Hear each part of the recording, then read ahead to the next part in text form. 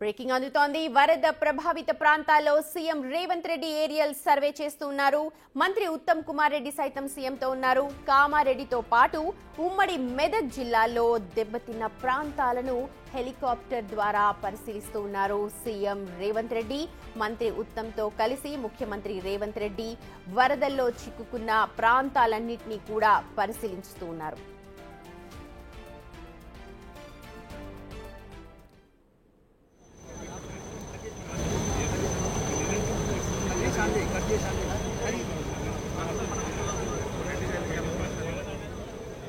గత 2 రోజులుగా కురిసిన భారీ వర్షాలకు అటు ఆదిలాబాద్, నిజామాబాద్, కామారెడ్డి, మెదక్ జిల్లాలు అతలాకుతలమైపోయాయి. నిన్నటి నుంచి కూడా ముఖ్యమంత్రి స్వయంగా అక్కడ మంత్రులతో, జిల్లా కలెక్టర్లతో సమీక్షా సమావేశాలు నిర్వహించారు. అధికారులందరినీ కూడా అప్రమత్తంగా ఉండాలని సూచించారు. ఇవాళ కాస్త తగ్గుముఖం పట్టడంతో ఏరియల్ రివ్యూ చేయడానికి ముఖ్యమంత్రి మంత్రులతో అక్కడికి బయలుదేరారు. కొద్దిసేపటి క్రితమే ముఖ్యమంత్రి బయలుదేరారు. ఏరియల్ సర్వే చేయబోతూ ఉన్నారు. వరద ప్రభావిత ప్రాంతాలు ఎంత మేర నష్టపోయాయో దాన్ని పరిశీలించడానికి ముఖ్యమంత్రి తన మంత్రులతో అక్కడికి బయలుదేరారు. కామారెడ్డి, ఉమ్మడి మెదక్ జిల్లాల్లో వరద బీభత్సాన్ని సృష్టించింది. మనందరం చూస్తూ ఉన్నాం. ఇప్పటికీ కూడా చాలా ప్రాంతాలు జల దిగ్బంధంలోనే చిక్కుకొని ఉన్నాయి. కొన్ని గ్రామాలకు అసలు విద్యుత్ సరఫరా కూడా లేదు. తినడానికి తిండి, తాగడానికి కనీసం మంచినీళ్లు కూడా లేని పరిస్థితిలో ఇంకా చాలా వరకు గ్రామాలు ఉన్నాయి. ప్రస్తుతం ఆర్మీ కూడా రంగంలోకి దిగింది. ఆర్మీ కూడా సహాయ సహకారాలు అందిస్తోంది. ఎన్డీఆర్ఎఫ్, ఎస్డీఆర్ఎఫ్, ఆర్మీ, లోకల్ పోలీసులు, అలాగే స్థానికంగా ఉన్న యువకులు కూడా చాలా మంది అక్కడ సహాయ కార్యక్రమాల్లో పాల్గొంటూ ఉన్నారు. అయితే ఈ 3 జిల్లాలు భారీగా దెబ్బతిన్నాయి. వీటి అంచనా వేయడానికంటూ వరద ప్రభావిత ప్రాంతాల్లో ముఖ్యమంత్రి రేవంత్ రెడ్డి ఏరియల్ సర్వే నిర్వహిస్తూ ఉన్నారు. వరద బీభత్సాన్ని చూడబోతున్నారు. ఎంతటి అపార ఆస్తి నష్టాన్ని మిగిల్చిందో ప్రస్తుతం ఏరియల్ సర్వే ద్వారా ఒక అంచనా వేయబోతూ ఉన్నారు. రోడ్ల పరిస్థితి కావచ్చు, లేకపోతే కాలనీలు మునిగిపోయిన పరిస్థితులన్నింటినీ కూడా ముఖ్యమంత్రి సమీక్ష చేయబోతున్నారు. స్వయంగా పరిశీలించిన తర్వాత ఇప్పటికే పొంగులేటి శ్రీనివాసరెడ్డి కూడా మంత్రి కొద్దిసేపటి క్రితమే బిగ్ టీవీతో మాట్లాడారు. 1 కోటి రూపాయలు ప్రకటిస్తూ ఉన్నారు. కోటి రూపాయలే కాదు, అవసరమైతే ఎంత మేర అయినా సరే ప్రభుత్వం తిరిగి ఆ ప్రదేశాలన్నింటినీ కూడా పునరుద్ధరించడానికి వెనకాడదు అంటూ మంత్రి పొంగులేటి బిగ్ టీవీతో ఎక్స్క్లూజివ్ గా మాట్లాడారు. ప్రస్తుతం ఎవరు ఎలాంటి అపోహలకు వెళ్లొద్దు, ప్రతి ఒక్కరిని కూడా ఆదుకుంటాము అని చెప్పి భరోసా ఇస్తూ ఉన్నారు. ప్రభుత్వం అన్ని సహాయక కార్యక్రమాలు చేపడుతోంది. ప్రజలు సంయమనతో ఉండాలి అని అంటూ ముఖ్యమంత్రి ఇప్పటికే సూచనలు జారీ చేస్తున్నారు. అందరితో కూడా మాట్లాడి స్వయంగా ఆయనే వివరాలు తెలుసుకుంటున్నవి కూడా మనకు తెలుసు.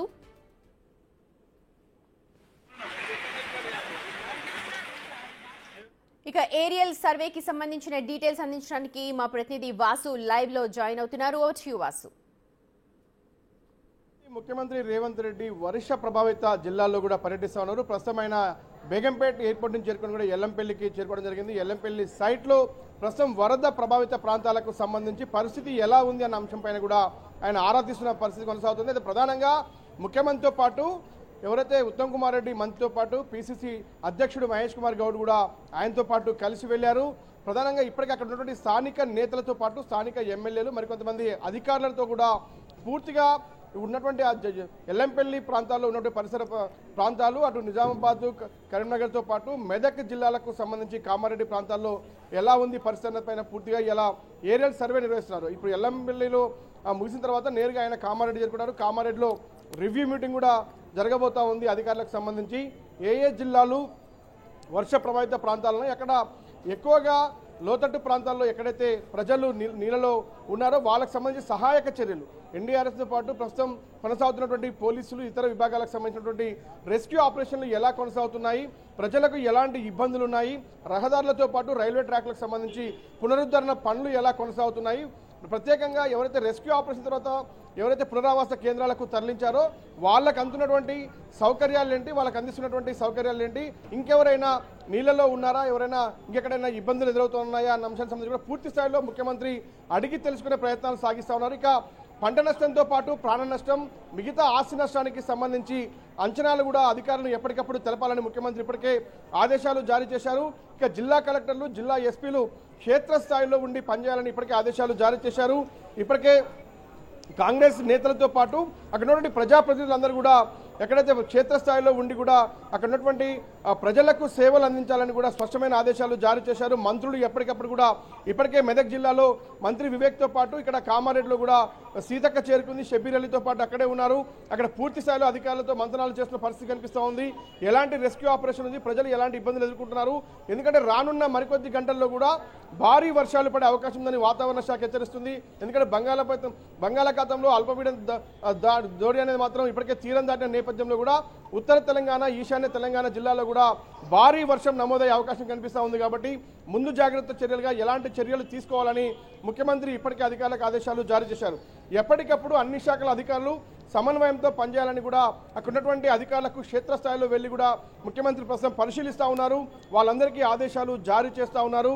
ఎందుకంటే ఇప్పటి వరకు కూడా చాలా పెద్ద ఎత్తున వరద ఉధృతి గ్రామాల మీదుగా ప్రవహిస్తుంది.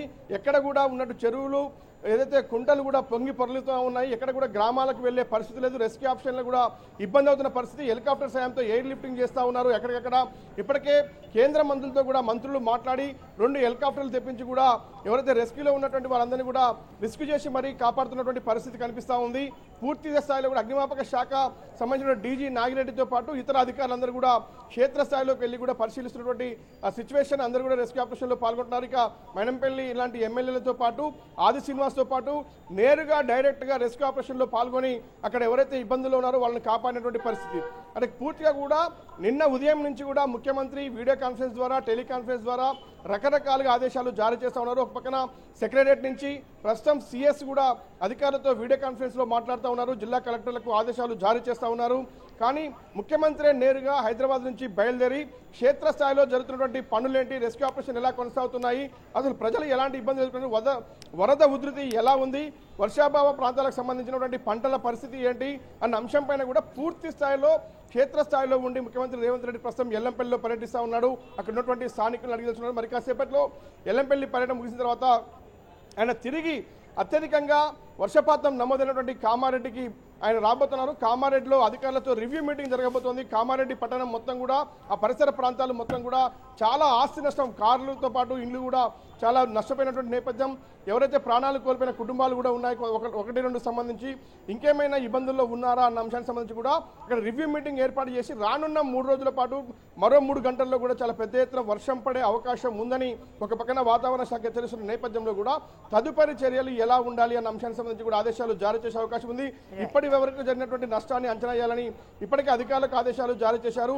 రహదారులను తాత్కాలికంగా ఏదైతే వాహనాలు వెళ్లేందుకు కానీ, ఏదైతే ప్రజలు దాటేందుకు కానీ తాత్కాలిక ఏర్పాట్లు చేయాలని ఇప్పటికే ముఖ్యమంత్రి ఆదేశాలు జారీ చేసిన పరిస్థితి కనిపిస్తుంది. ఇక ప్రాజెక్టులో వరద ఉధృతికి సంబంధించి కూడా ముఖ్యమంత్రి అడిగి తెలుసుకుంటా ఉన్నారు. పూర్తిగా మాత్రం ప్రాణాలు, ఆస్తులకు సంబంధించి ప్రజలకు సంబంధించి ఎలాంటి ఇబ్బందులు రాకుండా అన్ని ఏర్పాట్లు చేయాలని క్షేత్రస్థాయిలో ముఖ్యమంత్రి ప్రస్తుతం హెలికాప్టర్ ద్వారా సర్వే చేసి ఆ తర్వాత ఎల్లంపల్లి, కామారెడ్డిలో మాత్రం రివ్యూ మీటింగ్లు ఏర్పాటు చేసి అన్ని కీలక ఆదేశాలు అక్కడే ఆదేశాలు జారీ చేసిన పరిస్థితి కొనసాగుతుంది.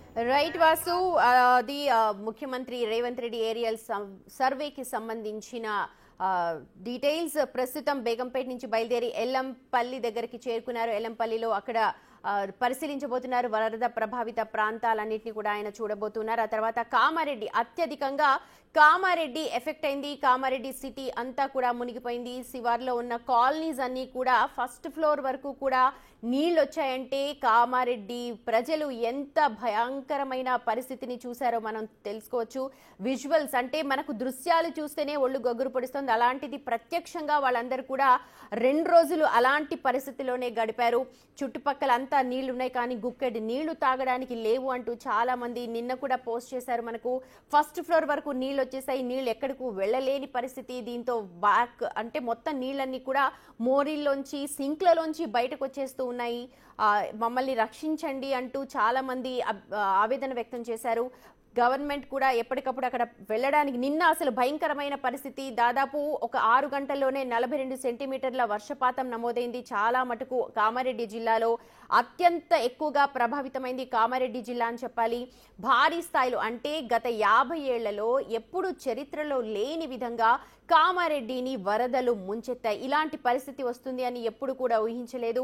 అసలు ఎవరు కూడా మేము పుట్టు బుద్ధి ఎరిగి ఇలాంటి పరిస్థితిని చూడలేదు అంటూ చాలా మంది స్థానికులు అంటూ ఉన్నారు. ఒకేసారి మొత్తం ఆకాశానికి చిల్లు పడిందా అన్నట్టుగా భారీ స్థాయిలో వర్షం కురిసింది. ఇదే కారణం కామారెడ్డి మొత్తం అంతా కూడా జల దిగ్బంధంలో చిక్కుకుపోవడానికి. ప్రస్తుతం ఇంత దుర్భర పరిస్థితిలో ఉన్న కామారెడ్డిలో సహాయక కార్యక్రమాలు అయితే కొనసాగుతున్నాయి. ఎస్డీఆర్ఎఫ్, ఎన్డీఆర్ఎఫ్, ఆర్మీ కూడా రంగంలోకి దిగింది. స్థానిక పోలీసులు, పోలీసు యంత్రాంగం, మొత్తం రెవెన్యూ అందరూ కూడా సమన్వయంతో పనిచేస్తూ అక్కడ సహాయ కార్యక్రమాలు చేపడుతున్నారు. వీటన్నిటిని పరిశీలించడానికి ముఖ్యమంత్రి ఏరియల్ రివ్యూ నిర్వహిస్తున్నారు.